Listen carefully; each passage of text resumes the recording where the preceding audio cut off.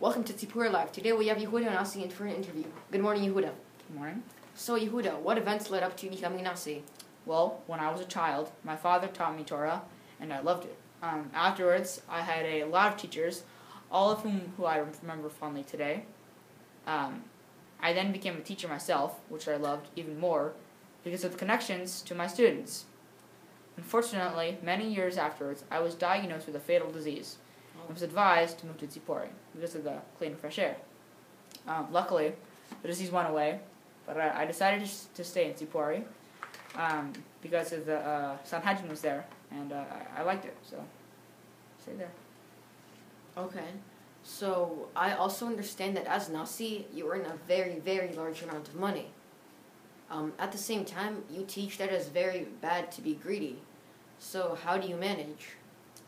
As a rabbi, I have spent much of my life learning how to live properly. As such, I don't use my money selfishly, and make sure to give lots of money away as tzedakah.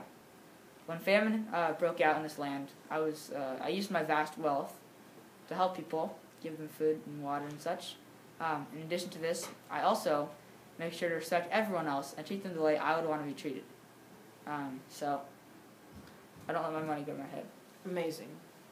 So I also heard that when you were born, circumcision was deemed illegal. So, are you circumcised?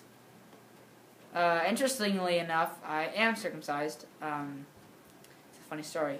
My mother was on good terms with the Roman governor's wife, so my mother managed to fool Roman authorities and get away with circumcising me by switching me out with an uncircumcised baby provided by the governor's wife.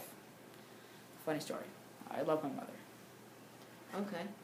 So oral law has been passed down for many, many years and never written down until just recently in the Mishna.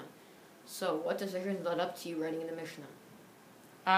Well, first, I would like to say that a book can never replace a teacher.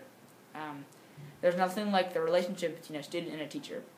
A book, an inanimate object, can never substitute this. Because of this, people have refrained from writing down the oral Torah until now. Unfortunately, because of the Great Revolt and the Bar Kokhba Rebellion, numerous Jews, some of which are rabbinical scholars and students, have died. They were slaughtered. I was afraid that if the oral tradition would not be written down, it, or at least some of it, would be forgone forever. And if it weren't written down, then we wouldn't have the Mishna, which is a very important part of our society today. Thanks for coming on in.